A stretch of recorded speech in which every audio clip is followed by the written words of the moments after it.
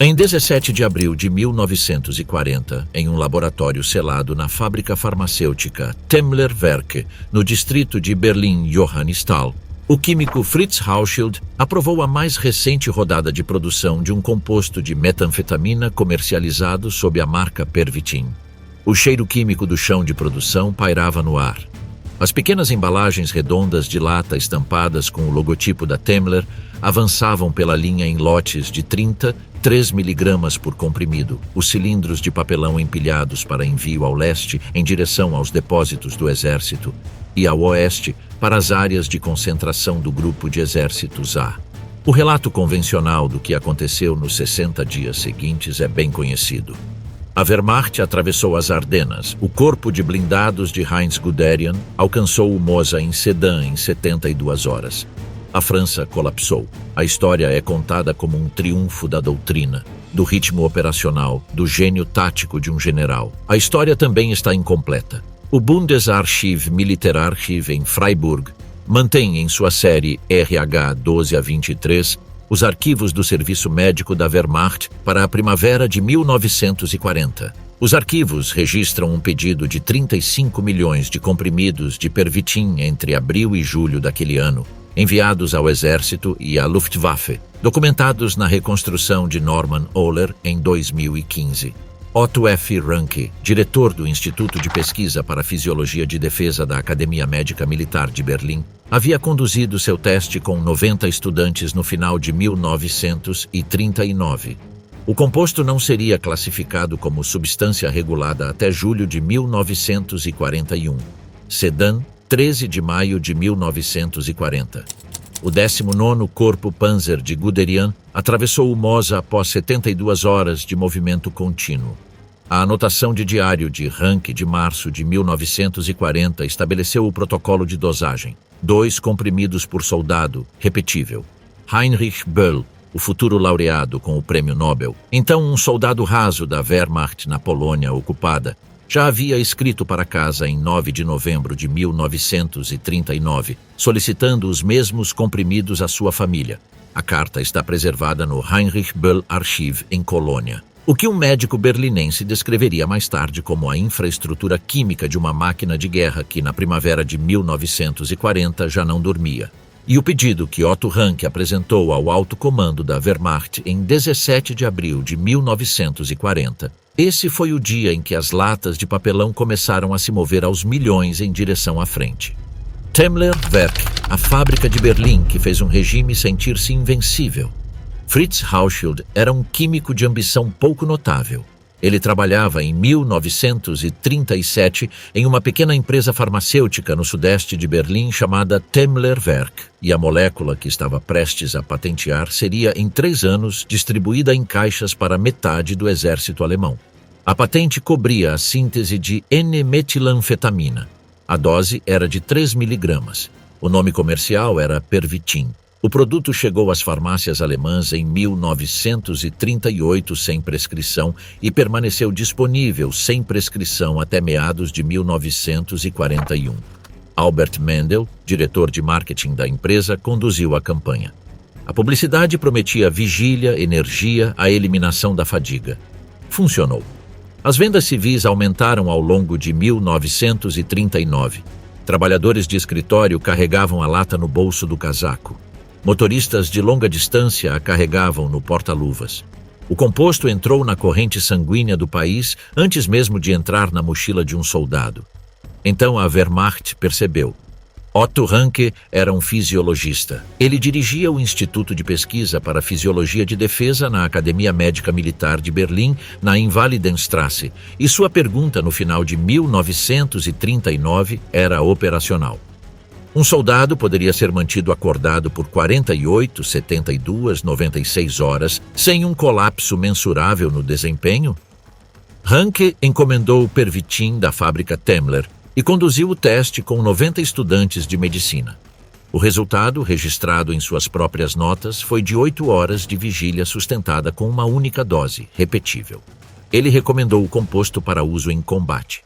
Ele apresentou a recomendação à Inspetoria Médica do Exército. A inspetoria a encaminhou. O pedido de aquisição veio em seguida. Aqui está a parte que deveria constar em todo o relato da campanha de maio de 1940, e não consta. O pedido de 35 milhões de comprimidos está documentado. O arquivo está aberto há décadas. O Bundesarchiv Militärarchiv em Freiburg digitalizou partes da série RH-12 há 23 anos atrás. Norman Ohler reconstruiu a cadeia de aquisição em sua monografia de 2015 Der totale Rausch, traduzida para o inglês em 2016 como Blitzed. O historiador alemão Hans Mommsen revisou o manuscrito antes da publicação e confirmou a reconstrução arquivística.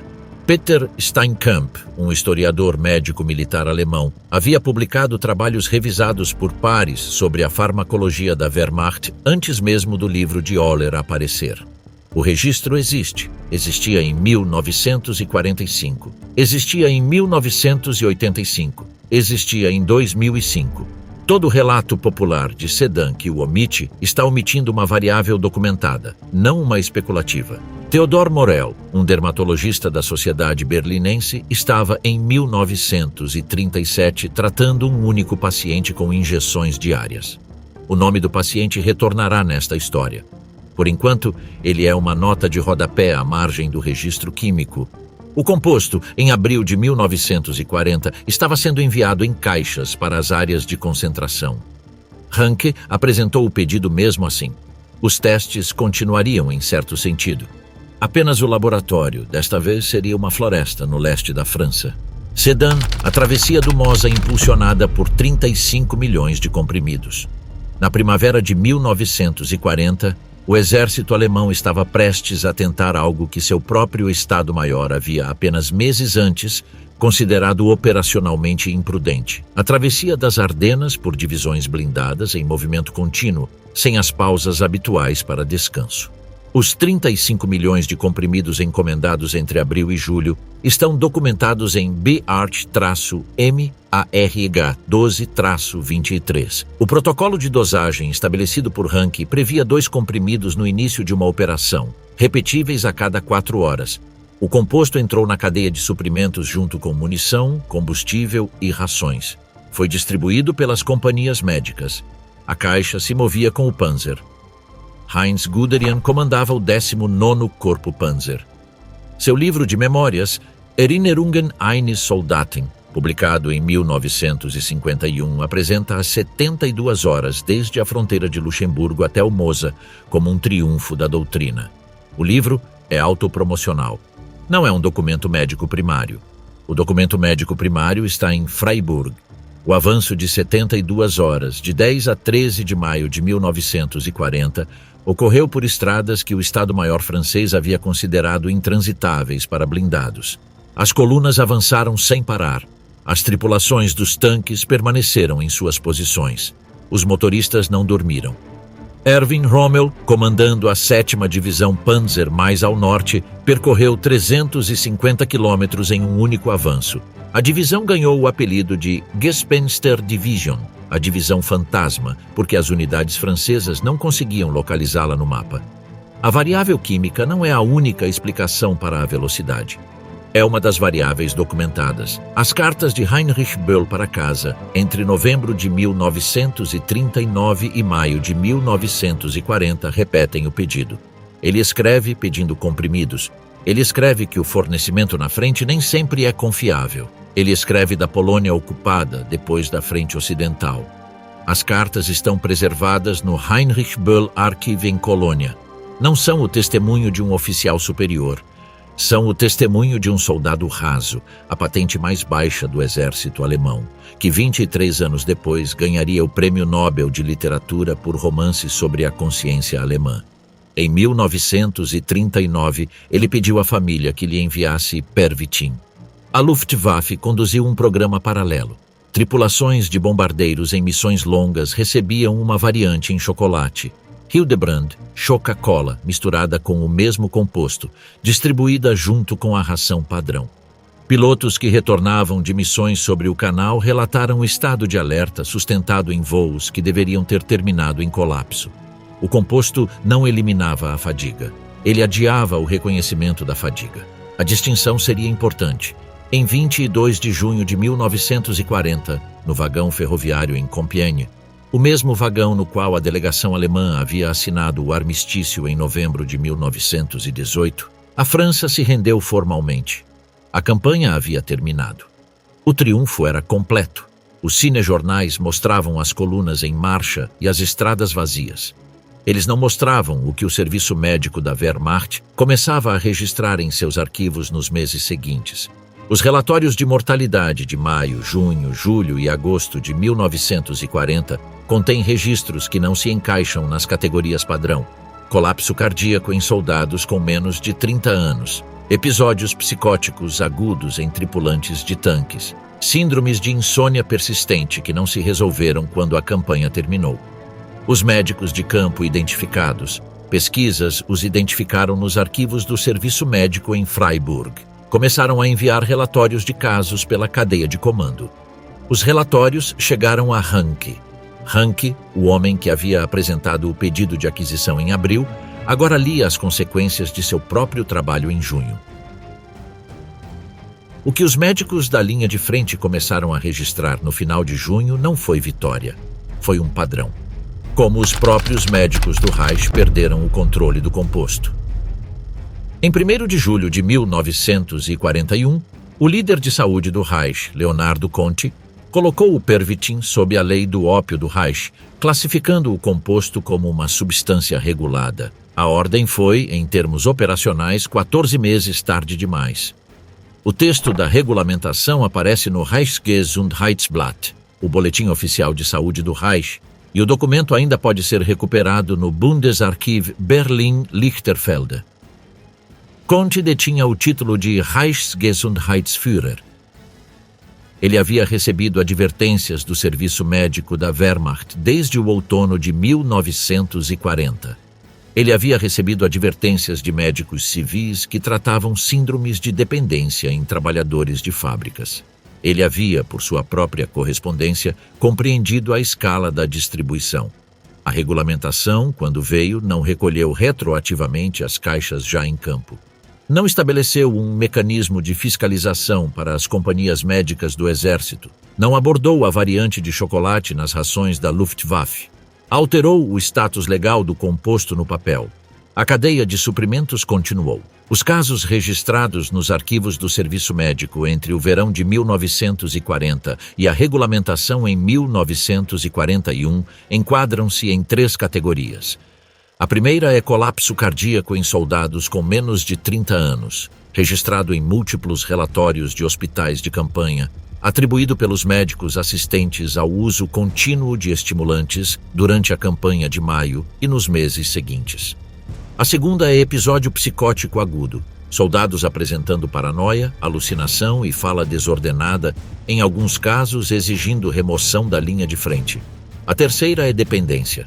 Soldados que haviam recebido os comprimidos em abril e maio de 1940 estavam, no outono, solicitando-os como rotina. O fornecimento já não podia ser caracterizado como operacional. Tornara-se estrutural. Otto Hanke, no final do outono de 1940, havia escrito memorandos internos alertando a Inspetoria Médica do Exército sobre a trajetória da distribuição. Ele não retirou sua recomendação original. Defendeu controles mais rigorosos, defendeu distribuição restrita a operações específicas em vez de fornecimento aberto. Os memorandos sobrevivem em seus documentos pessoais, parcialmente digitalizados no arquivo da Academia Médica Militar de Berlim. Foram lidos, foram arquivados. O fornecimento continuou. Então veio 22 de junho de 1941.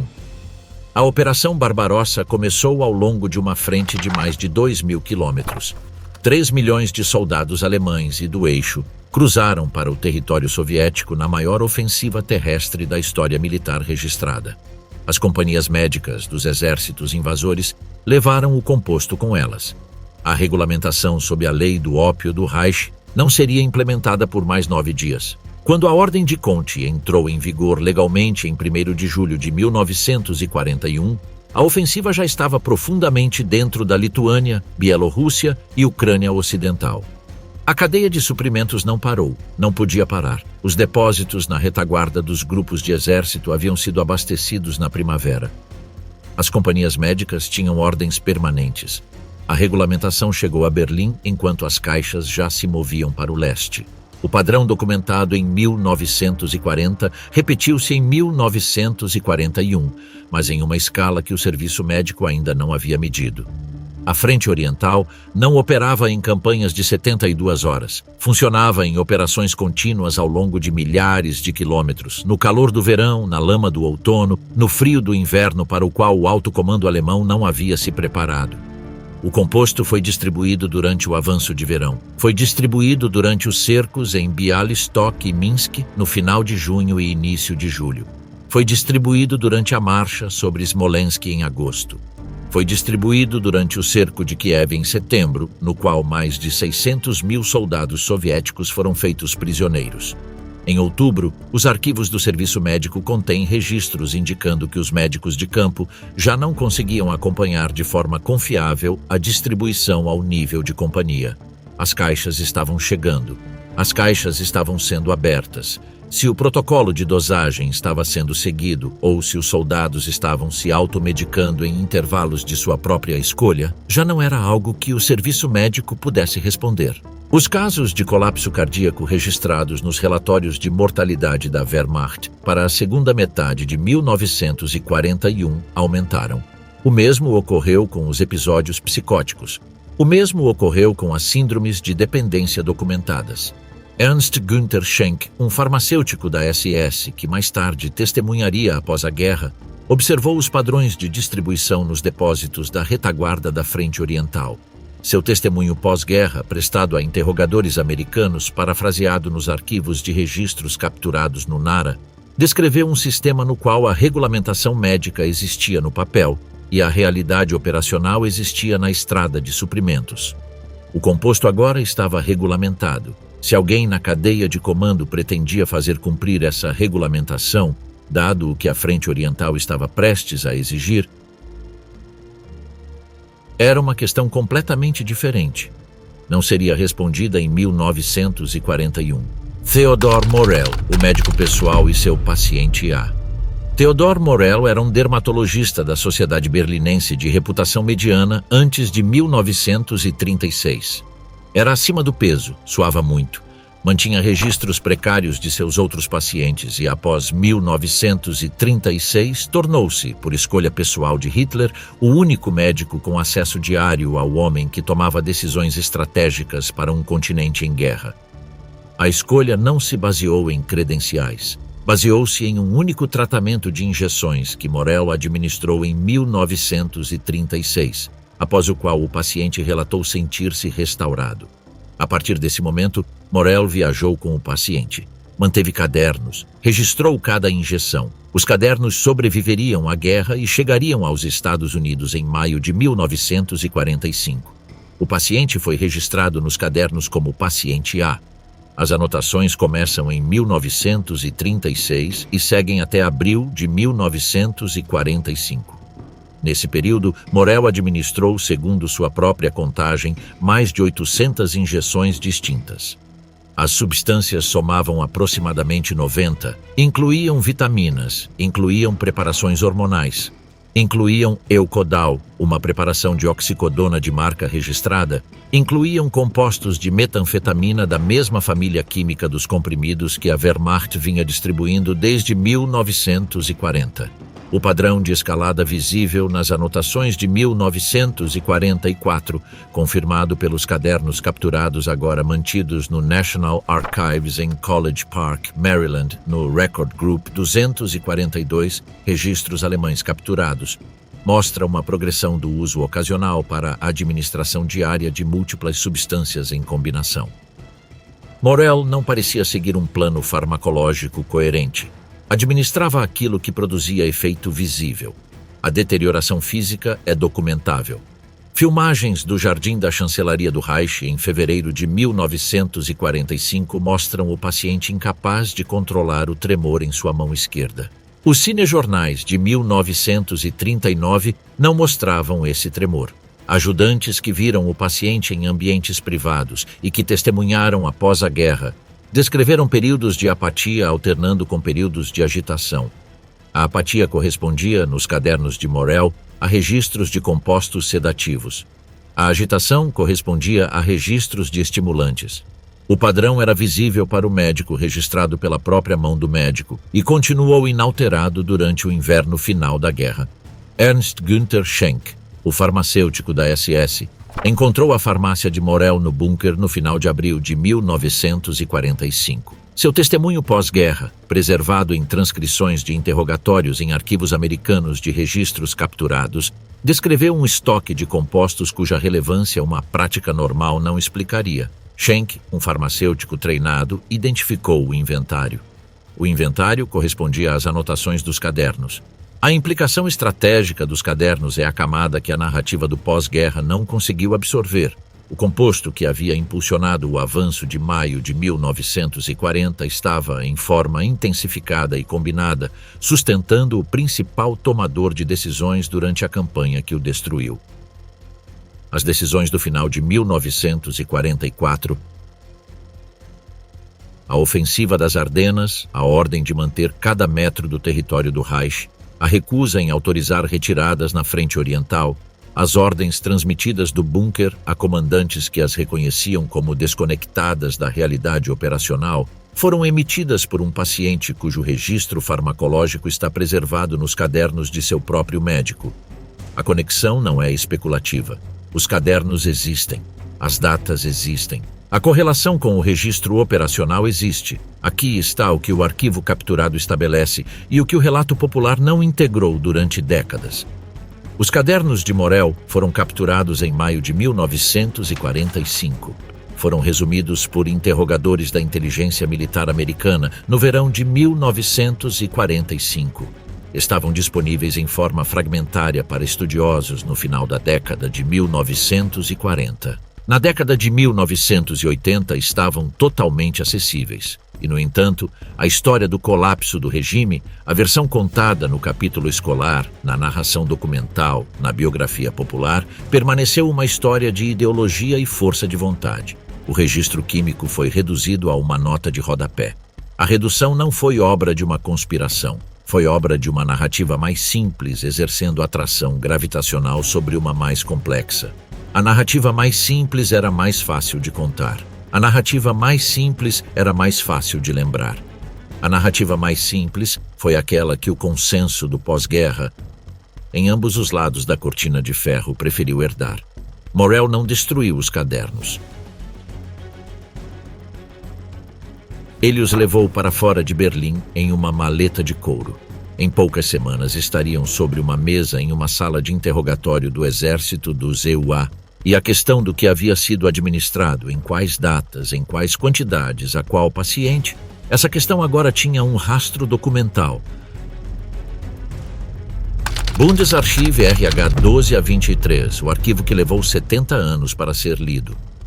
Na sala de leitura do Bundesarchiv Militärarchiv em Freiburg, os arquivos do Serviço Médico da Wehrmacht, série RH 12 a 23, estão em prateleiras metálicas que estão lá desde a década de 1960.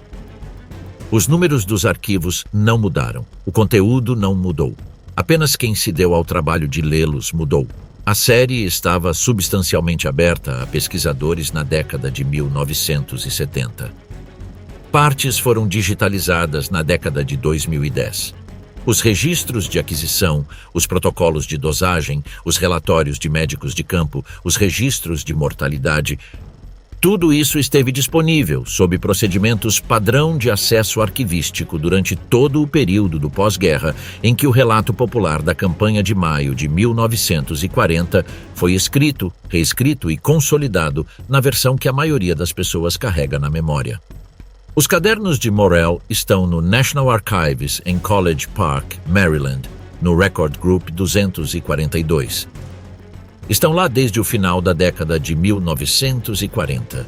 O Heinrich Böll Archiv, em Colônia, guarda as cartas do soldado de 1939 e 1940, incluindo a carta de 9 de novembro de 1939 solicitando pervitin à sua família, e as mantém desde que o arquivo foi estabelecido. As edições do Reichsgesundheitsblatt, que registram a regulamentação de Conti em julho de 1941, estão no Bundesarchiv Berlin-Lichterfelde. Nenhuma dessas coleções exigiu um vazamento, nenhuma exigiu um pedido de acesso à informação. Nenhuma exigiu a morte de uma testemunha ou a desclassificação de um arquivo da Guerra Fria. Estavam em prateleiras. Peter Steinkamp, um historiador médico militar alemão, havia publicado sobre a farmacologia da Wehrmacht antes de Norman Ohler iniciar sua pesquisa. Ohler, jornalista e romancista de formação, passou 3 anos no Bundesarchiv lendo o que historiadores especialistas já haviam citado, mas nunca haviam reunido em uma única reconstrução popular. Der totale Rausch apareceu em 2015. Hans Mommsen, uma das figuras seniores da historiografia alemã do século XX, revisou o manuscrito antes da publicação e confirmou a base arquivística. A tradução em inglês, Blitzed, apareceu em 2016. O livro foi vendido internacionalmente. Desencadeou uma onda de discussão popular. A reação dentro da comunidade acadêmica foi mais moderada. Historiadores especialistas já conheciam a camada química há anos e discordaram de Ohler em alguns pontos sobre o peso a ser atribuído a ela. Mas ninguém contestou o registro arquivístico subjacente. O registro era o registro. Aqui está o fato estrutural sobre o qual repousa a reviravolta de revelação da origem desta história. A realidade granular não é contestada entre especialistas. 35 milhões de comprimidos entre abril e julho de 1940. O protocolo de aquisição assinado por Ranke. As mais de 800 entradas de injeção de Morel. A regulamentação de Conte em julho de 1941. A carta de Boll de novembro de 1939. Os casos de colapso cardíaco nos arquivos do serviço médico. A falha de distribuição na frente oriental. Os cadernos capturados em College Park, o número de série em Freiburg. Nada disso é contestado no nível arquivístico. O registro não mudou. O que mudou em 2015 não foi o arquivo. Foi um único pesquisador disposto a passar 3 anos lendo o que ninguém havia sido pago para ler e disposto a escrever o resultado para um público que não havia recebido a camada química da história. O composto em si não desapareceu do mundo após 1945. A molécula que Hauschild patenteou em 1937 permanece em forma médica regulamentada na farmacologia moderna.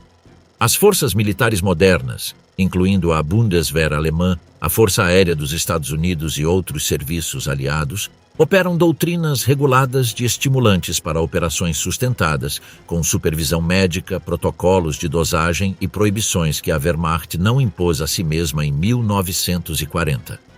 A realidade farmacológica que a Wehrmacht descobriu e perdeu o controle tornou-se um dos problemas operacionais herdados de todo o serviço médico militar moderno. A lição foi aprendida pelas instituições que precisavam aprendê-la. Não foi por muito tempo integrada à memória popular da guerra. O composto é agora regulamentado em todos os exércitos que possuem uma doutrina médica. O arquivo em Freiburg sempre esteve lá. A história que ele conta sempre esteve lá. O que mudou, em 2015, não foi o arquivo. Foi um único pesquisador disposto a passar 3 anos lendo o que ninguém havia sido pago para ler. O Heinrich Böll Archiv, em Colônia, guarda sob vidro uma carta datada de 9 de novembro de 1939. A caligrafia é de um soldado raso da Wehrmacht de 21 anos, escrevendo de casa da Polônia ocupada para sua família. A carta contém, entre outras coisas, um pedido. As 4 palavras do pedido estão na própria caligrafia do soldado, em alemão padrão, a lápis. Ele pede à sua família que lhe envie um pouco de Pervitin. O homem que escreveu essas 4 palavras aceitaria, 23 anos depois, em 1972, o Prêmio Nobel de Literatura em Estocolmo, por romances sobre a consciência alemã, a culpa alemã e o peso não resolvido que a guerra impôs à geração que a combateu. O jovem na Polônia, ocupada em novembro de 1939, não sabia o que o regime havia colocado em sua mão. Não sabia que Otto Ranke havia ordenado o teste em 90 estudantes naquele mesmo outono. Não sabia que Fritz Hauschild havia patenteado a molécula 2 anos antes em uma fábrica de Berlim. Não sabia que o arquivo que registrava a aquisição de 35 milhões de comprimidos estava prestes a entrar em uma série que o Bundesarchiv catalogaria como RH-12-23. Sabia apenas que o comprimido funcionava, que o suprimento na frente às vezes era escasso e que sua família em Colônia poderia enviar-lhe mais. O veredicto sobre o que o regime fez não está na narração do historiador, está no número do arquivo em Freiburg, está na data na carta sob vidro, está nas 4 palavras escritas a lápis por Heinrich Böll. Este conteúdo é apenas para fins educacionais e de reflexão histórica. Para citação acadêmica, consulte as fontes arquivísticas primárias referenciadas.